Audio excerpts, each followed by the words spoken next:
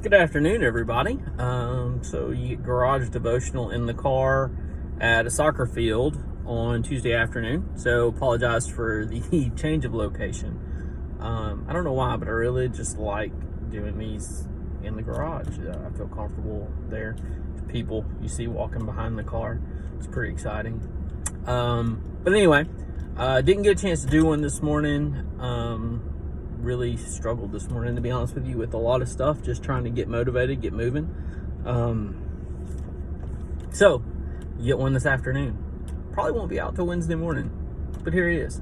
So we're going to take a look at Galatians chapter 1, starting in verse 6. We're going to kind of talk about that a little bit. So starting in verse 6, I'm astonished that you are so quickly deserting the one who called you by the grace of Christ and are turning to a different gospel. So let's unpack that little statement right there. So here's Paul's writing to the church in Galatia, which was a church that he was part of, founding, planning, however you want to say it. And he's writing to them, I would assume, not a terribly long time afterwards. And they are turning away from the gospel that he taught them. He says he is astonished. He is stunned. He cannot believe that they are already so quickly turning away from that gospel. And as someone who's been in ministry before for some time, you see it a lot. People come in, they receive Christ, and I'm not saying anything about whether they did or they didn't, or because, to be honest, I don't know their heart, and it would be unfair for me to pass judgment on them for what they believe or don't believe. They come in and they're on fire, and man, does it fade off relatively quickly in some cases. They really back away from the reality of the gospel and the reality of grace. So this was obviously a problem in Paul's day, and it is clearly still a problem we see in today's church. So picking up in verse 7, which is really no gospel at all.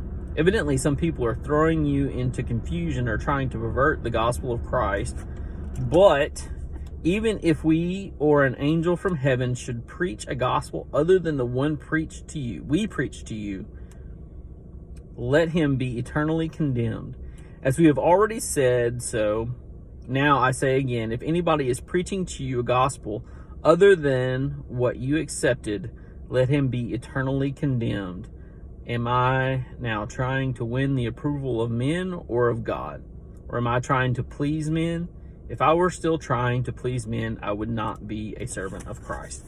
I think this is really powerful because Paul, before his conversion on the road to Damascus, was at or near what would be considered the pinnacle of the Jewish religion. He was a leader. He was well schooled, well versed in the Old Testament or in Scripture, and he was definitely a man other people looked up to, especially other people of the Jewish faith. And he was actively persecuting the early church. So much so that he was at Stephen's stoning. So Stephen was one of the original deacons of the church in Jerusalem, and he was stoned to death before his relationship and his refusal to stop preaching Christ risen. And Paul held the coats of the people that did it.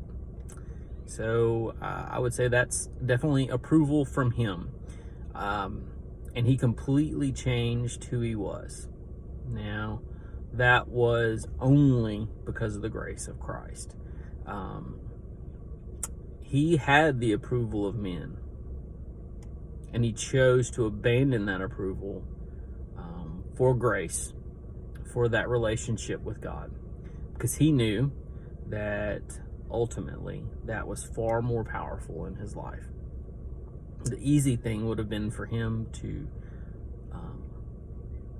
stay where he was, stay the course, preach some false gospel. But he found the truth. And once you find the truth, that should be all you need. So don't be astonished when you find out people aren't the Christian they say they are, or that pastor on TV has a scandal, or maybe someone you look up to in the Christian community is not what they turn out to be. There's a lot of false doctrine out there. There's a lot of false teachers, and there will continue to be. But we have to be discerning. We have to know that the only real gospel is that was preached by Jesus. And outside of that, it's mostly fake. It's all fake. And cling to those truths, that grace that we have. Anyway, guys, that's my word for tonight. I'll see y'all tomorrow. Bye.